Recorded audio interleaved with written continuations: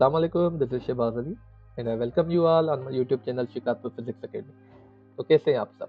उम्मीद है आप सब ठीक होंगे।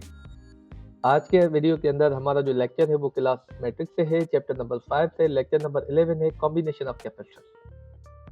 कैपेसिटर क्या होता है, पिछले लेक्चर के अंदर हम पढ़ के आए हैं कि कैपेसिटर एक ऐसी डिवाइस होती है जो कि चार्जेस को स्टोर करती है। अब जब आपको नंबर ऑफ कैपेसिटर दिए गए हो तो आप उनको सर्किट के अंदर किन तरीकों के साथ जो है वो कनेक्ट कर सकते हैं, उनको बोलते हैं कॉम्बिनेशन ऑफ कैपेसिटर्स। ठीक है, मतलब नॉर्मली हमारे पास दो किस्म के जो है कॉम्बिनेशंस होती हैं, एक होती है पैरेलल, दूसरी होती है सीरीज। तो स्पेसिफिकली आज के लेक्चर के अंदर हम जो है सिर्फ और सिर्फ कैपेसिटर्स इन पैरेलल को डिस्कस करेंगे, मतलब कैपेसिटर्स पैरेलल के अंदर जो है हम कैसे कनेक्ट कर सकते हैं। तो यहाँ पे आप देख सकते हैं मैंने एक सर्किट बनाया हुआ है और तीन जो है कैपेसिटर्स जो है वो कनेक्ट किए हुए हैं। तीनों हमने जो है पैरेलल कॉम्बिनेशन के अंदर कनेक्ट किए हुए हैं। पहला कैपेसिटर जिसको हमने नाम दिया है C1, दूसरे को C2 और तीसरे को C3। अब कैसे पता चलेगा कि ये कैपेसिटर्स जो है वो पैरेलल में कनेक्ट किए हुए हैं? इसका जो एक इंडिकेशन या ऐसे समझ ले कैरेक्टरिस्टिक होता है वो ये होता है कि जो भी कैपेसिटर्स कनेक्ट किए हुए हैं उनका पॉजिटिव टर्मिनल या नेगेटिव टर्मिनल मतलब सेम टर्मिनल के साथ जो है कनेक्ट होते हैं। मतलब अगर यहाँ पे पॉजिटिव है तो सारे कैपेसिटर्स जो है कनेक्ट किए हुए हैं उन सारों के जो पॉजिटिव टर्मिनल्स होंगे वो पॉजिटिव टर्मिनल के साथ जो है कनेक्ट ही होंगे। और यहाँ से अगर उनके नेगेटिव टर्मिनल्स हैं तो सारे कैपेसिटर्स के नेगेटिव टर्मिनल आपस में कनेक्ट होंगे।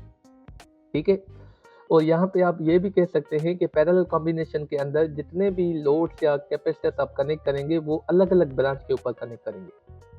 मतलब यहाँ पे आप देख सकते हैं कि कैपेसिटर 1 का अलग ब्रांच है, कैपेसिटर 2 का अलग है, कैपेसिटर 3 का अलग है। तो यहाँ पे सर्किट के अंदर हमने जो है पोटेंशियल डिफरेंस जो है वो सप्लाई किया हुआ है, आप देख सकते हैं। तो ये एक पैरेलल सर्किट है, मतलब तीन कैपेसिटर्स हमने जो है एक पैरेलल सर्किट के अंदर कनेक्ट किए हुए हैं। अब इनके कैरेक्टरिस्टिक्स को जो है स्टडी करते हैं कि इनके कैरेक्टरिस्टिक्स क्या होते हैं। सबसे पहला कैरेक्टरिस्टिक है, यहाँ पे लिखा हुआ है, कहता है as in parallel combination potential difference remain same. इसका मतलब ये होता है कि इन तीनों के दरमियान जो पोटेंशियल डिफरेंस रहेगा वो सेम ही रहेगा। मतलब जितना आप पोटेंशियल डिफरेंस देंगे उतना ही पोटेंशियल डिफरेंस C1 में होगा, उतना ही पोटेंशियल डिफरेंस C2 में होगा, उतना ही पोटेंशियल डिफरेंस C3 में होगा। ठीक है, मतलब V1, V2, V3 तीनों सेम ही रहेंगे। तो हम लिख सकते हैं कि V1 is equal to V2 is equal to V3 is equal to V। मतलब ये जो V हम दे रहे हैं वो तीनों V1, V2, V3 के बराबर ही होंगी।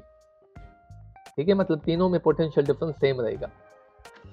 उसके बाद जो कैरेक्टरिस्टिक है पैरेलल कॉम्बिनेशन का वो डिस्कस करते हैं, जिसके अंदर कहा जाता है the charge developed across each capacitor will be different due to different dense capacities. मतलब यहाँ पे कहता है कि जो चार्ज डेवलप होगा हर कैपेसिटर के ऊपर वो अलग होगा, डिफरेंट होगा। क्यों डिफरेंट होगा? क्योंकि उनकी कैपेसिटीज जो होती हैं वो अलग होती है। हर कैपेसिटर की एक कैपेसिटेंस होती है जो कि मतलब एबिलिटी होती है कि वो कितनी चार्ज स्टोर कर सकता है। तो हर चार्ज जो चार्ज डेवलप होगी हर कैपेसिटर के ऊपर वो अलग अलग होगी, वो डिपेंड करती है उस कैपेसिटर की कैपेसिटेंस पे। ठीक है, तो C1 की कैपेसिटेंस अलग होगी, मतलब चार्ज जो उस पर डेवलप होगी वो अलग होगी, C2 पे अलग होगी, C3 पे अलग होगी। ठीक है, उसके बाद कहता है कि total charge Q supplied by the battery Q is equal to Q1 plus Q2 plus Q3। मतलब यहाँ पे जितनी टोटल चार्ज हम सप्लाई करेंगे वो बराबर होगी Q1 plus Q2 plus Q3। मतलब Q1 जो है वो charge developed on capacitor 1, Q2 charge developed on capacitor 2, Q3 charge developed on capacitor 3। मतलब ये तीनों चार्जेस को हम जब प्लस करेंगे तो हमें टोटल जो चार्ज है जो कि पूरे जो सप्लाई हो रही है पूरे सर्किट के अंदर वो मिल जाएगी। ठीक है, अब आगे जो है हमने जो है इक्विवेलेंट कैपेसिटेंस का जो है फार्मूला डेवलप करते हैं कि वो कैसे होगा।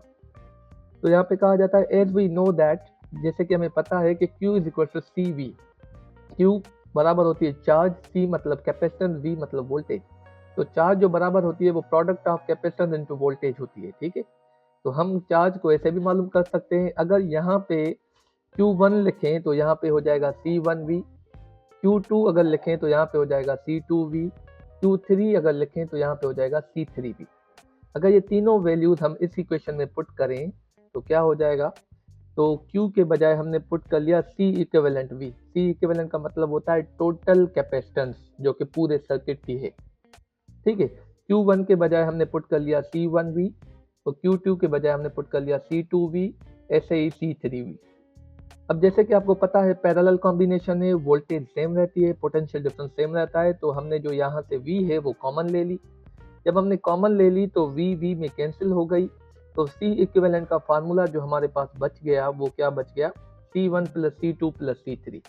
मतलब ये जो सर्किट हमने बनाया है इसमें जो टोटल कैपेसिटेंस होगी, टोटल इस सर्किट की कैपेसिटेंस होगी जिसे हम CE के नाम से जो है वो डिनोट करते हैं, मतलब इक्विवेलेंट टोटल नेट कैपेसिटेंस, वो बराबर होगी C1 + C2 + C3। मतलब तीनों को हम जब ऐड करेंगे तो हमें टोटल सर्किट की कैपेसिटेंस मिल जाएगी कि टोटल सर्किट की कैपेसिटेंस कितनी। ठीक है, तो चलें एक न्यूमेरिकल सॉल्व कर लेते हैं इसके हवाले से, जो कि आपके बुक में भी दिया हुआ है। तो यहाँ पे एक न्यूमेरिकल के अंदर कहा जाता है कि find the net capacitance of 4 capacitors when capacitance of each capacitor is 1 microfarad and connected in parallel. ठीक है, मतलब यहाँ पे कहता है कि हमें 4 कैपेसिटर दिए गए हैं जिनकी मतलब जो कैपेसिटेंस है, मतलब हर कैपेसिटर की कैपेसिटेंस है 1 माइक्रोफैराड। ठीक है, और वो चारों पैरेलल में कनेक्ट किए गए हैं। हम उसकी हमें नेट जो कैपेसिटेंस है वो मालूम करनी है। तो सबसे पहले तो हमें डेटा जो है वो बनानी पड़ेगी। डेटा में हमें दिया हुआ है, ठीक है, तो C1 बराबर है C2 बराबर है C3 के और C4 के, इन चारों का जो वैल्यू है वो है 1 माइक्रोफैराड। हमें मालूम क्या करनी है, C इक्विवेलेंट मालूम करनी है। ठीक है, CEQ या CE बात एक ही है। चलिए सॉल्यूशन की तरफ बढ़ते हैं, सॉल्यूशन इसका लेते हैं। टोटल कैपेसिटेंस कैसे मालूम करते हैं, अभी हमने फार्मूला ड्राइव किया कि C इक्विवेलेंट का फार्मूला होता है C1 + C2 + C3 + C4 up to so on, जितने भी नंबर ऑफ कैपेसिटर्स होंगे। तो C इक्विवेलेंट के जो है वो चारों को ऐड करेंगे, तो ये भी हमारे पास 1 है, ये भी 1 है, ये भी 1 है, ये भी 1 है, चारों जो है वो माइक्रोफैराड है। ठीक है, तो अगर हम चारों को ऐड करेंगे तो ये हो जाएगा 4 माइक्रोफैराड। तो C इक्विवेलेंट जो बनी हमारी वो है 4 माइक्रोफैराड। मतलब इस कैपेसिटर, जब चारों कैपेसिटर जो है 1 माइक्रोफैराड के पैरेलल कॉम्बिनेशन में जो है वो कनेक्ट किए जाएंगे, तो उनकी जो नेट कैपेसिटेंस होगी, मतलब नेट या टोटल कैपेसिटेंस जो होगी वो 4 माइक्रोफैराड होगी। ठीक है, तो उम्मीद है आज का जो लेक्चर है वो आपको बहुत ही अच्छे तरीके से समझ में आया होगा। इंशाल्लाह जो नेक्स्ट लेक्चर होगा उसके अंदर हम जो है सीरीज कॉम्बिनेशन ऑफ कैपेसिटर्स को स्टडी करेंगे और उसके न्यूमेरिकल सॉल्व करेंगे। तो कोई भी क्वेश्चन या क्वेरी रह गई हो इस लेक्चर के अंदर तो आप कमेंट सेक्शन में पूछ सकते हैं। इंशाल्लाह will meet you in the next lecture. Thank you very much.